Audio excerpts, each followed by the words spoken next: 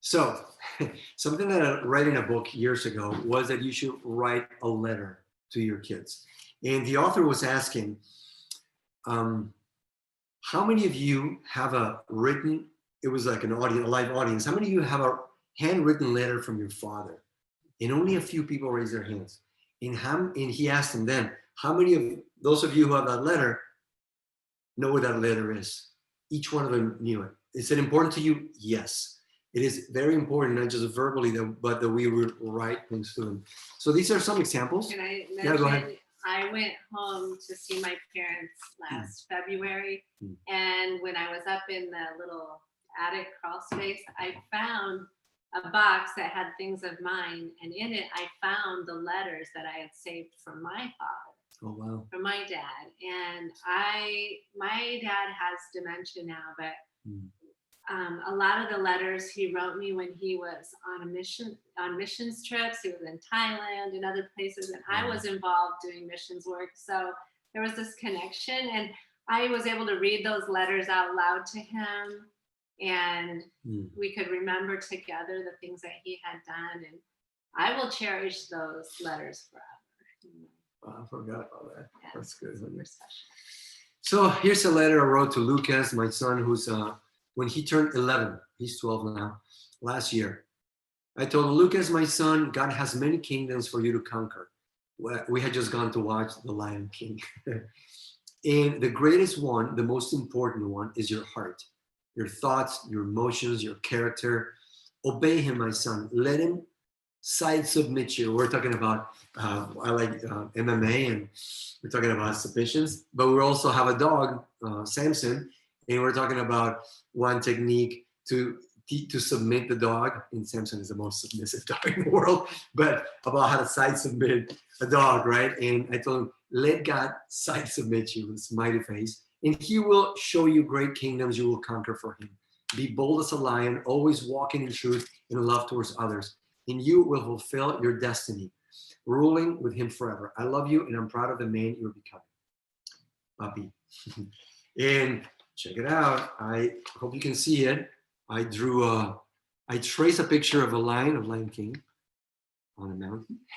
I write these letters one day before their birthday, so that when they wake up, it's the first thing they see. Yeah, he usually always has a picture on there. They love that. Oh, here's a tip. I also learned from a organizational guru one time. If you want to keep things, remember things, there's a technique. You make a folder that says memories, year 2020, and then anything you want to remember in the future, just archive it there.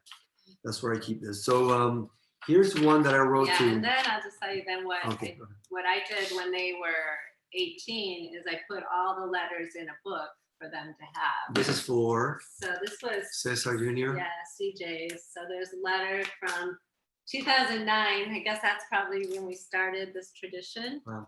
And he's 23 right now, so 24.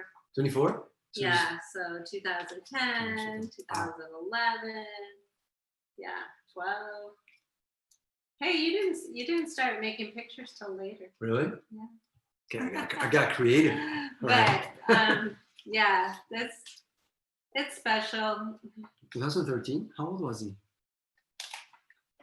He was born in 96.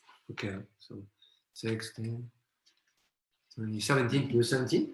No. When? Started before. 2013. No, I said 2009. Oh, 2009? Okay, so. At least that's a 13. He was 13. Right. Well, here's a letter I wrote to Jaden.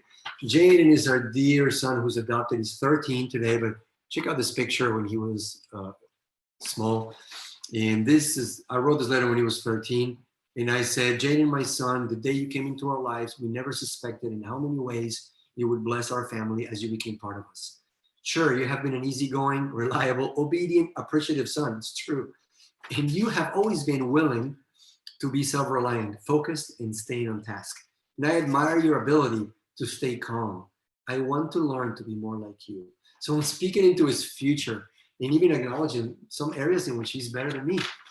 But the greatest gift we all have received because of you is learning and understanding God's great love for us. I pray you will know him and walk with him every day of your life. I love you and I'm proud of the man you're becoming. Papi. And here is another picture of Jaden, young man. He's now almost my height. My goal is for all of them to pass me in every good way. And then the last letter I want to share with you is Nicholas, who is 20 now. This is from when he turned 19 earlier this year in January. And it says, Nico, my son, as you turn 19, life will seem, probably already has, to speed up with many life decisions that continue to shape who you are in every area of life. Your personal walk with God, your relationship to us as a family, your relationships with your friends, your role at church, work, and your first career moves. No one can direct you completely in all these decisions except for the Lord. That's why my one encouragement for you this year, as your dad who loves you and who has throughout the years made good, bad, and mediocre choices, is to draw near to Jesus. Make him a priority in your life, in all you do. Draw near to him and he will draw near to you. And be your true north, your compass forever. For he loves you more than we could. He loves you with an everlasting love. Te quiere tu papi. Loves you, papi. And I drew, it's kind of silly because he's 19, but a compass. Anyway, I hope this helps you. This helps you as a practical tool. We'd like to help you. If you like some coaching in your parenting, we have a program for that. Send us a message.